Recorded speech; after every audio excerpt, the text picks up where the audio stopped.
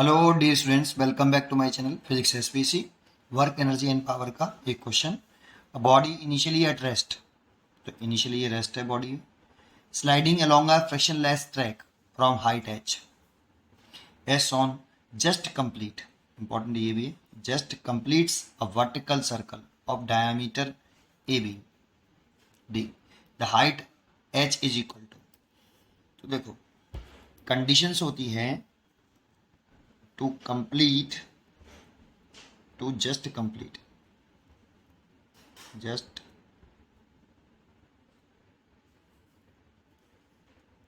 complete a vertical circle, speed at a should be,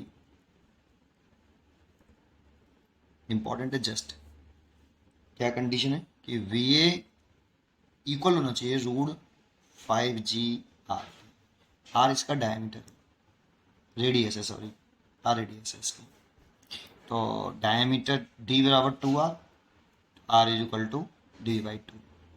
तो आप यहाँ ले सकते हो रूट के अंदर 5/2 g d।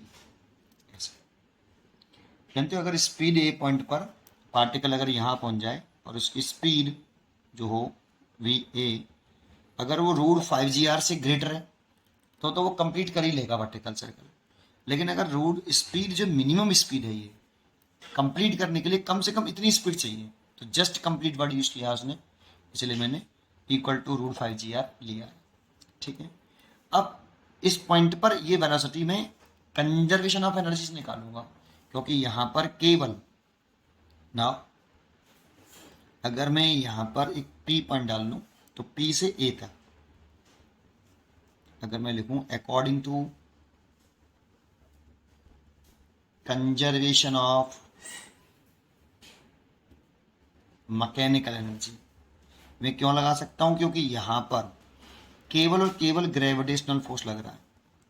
ग्रेविटेशनल फोर्स आपका एक्ट हो रहा है, ये जीरो नहीं है, फ्रिक्शनल फोर्स जीरो है, नॉन कंजर्वेटिव फोर्स है ही नहीं है यहाँ पे, फ्रिक्शन फोर्स जीरो है, एयर रेजिस्टेंस हम कंसिडर नहीं कर रहे, तो नॉन कंजर्वेटिव फोर्स जीरो है, एक्सटर्नल फोर्स लग नहीं रहा, केवल कंजर्वेटिव फोर्स लग रहा है, इसलिए इसमें मैकेनिकल एनर्जी कंजर्व रहेगी।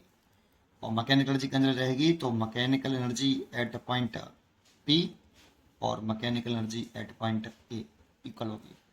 तो इसीलिए इस जगह पे लिखें kinetic energy initial plus potential energy initial, that means P point, और kinetic energy final plus potential energy final at means A point sorry. अब काइनेटिक एनर्जी लिखें तो यहाँ पे तो स्पीड जीरो है इसकी, इसीलिए कितनी लिख सकते हैं इसको, हाँ जीरो लिख सकते हैं, प्लस इसको हमने ग्रेविटेशनल रेफरेंस लेवल माना है, ग्रेविटेशनल रेफरेंस लेवल, और जहां पर हम ग्रेविटेशनल रेफरेंस लेवल मानते हैं वहां पर पोटेंशियल एनर्जी जीरो मानते हैं और वहीं से हाइट मेजर करते हैं। ग्रेविटेशनल रेफरेंस लेवल से ही एच मेजर करेंगे, ऊपर है तो पॉजिटिव लेते हैं और नीचे है तो रेफरेंस लेवल के नीचे अगर एच मेजर करें तो नेगेटिव और ऊपर positive.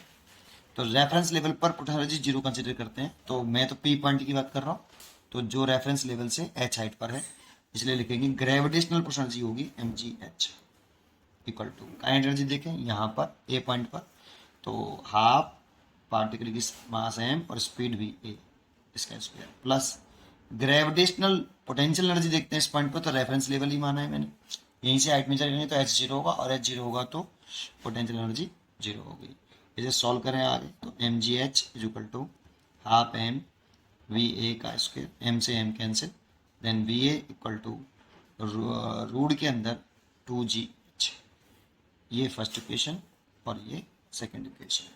From first and second को अगर हम अप्लाई कर दें यहाँ पर, इक्वेशन फर्स्ट और सेकंड से करें तो क्या कर सकते हैं, from equation first and second क्या लिख सकते हैं कि ये देखो, ये भी ए पार्टिकल की स्पीड है और ये भी ए पार्टिकल की स्पीड है, हमें कम से कम इतनी स्पीड चाहिए, तो इस एच को इतना रखें जिससे ये जब ये बॉल यहाँ से लुढ़क कर आए तो इस जगह पर इसकी स्पीड इसके स्पीड के बराबर, तभी वो कंप्लीट राउंड कर पाएगा। इसीलिए दोनों को मैं इक्वल कर लेता हूँ। तो यहाँ पे आपकी रूट के अंदर 2GH है और यहाँ पर रूट के अंदर 5/2GD है। On squaring both side, on squaring both side squaring कर दें तो ये 2GH equal to 5/2GD, G से G cancel and H equal to आ गया 5D/4। इतनी हाइट रखें कम से कम, ठीक है। तो इसीलिए बी चॉइस करेक्ट। पढ़ते रहिए और खुश रहिए। Thank you.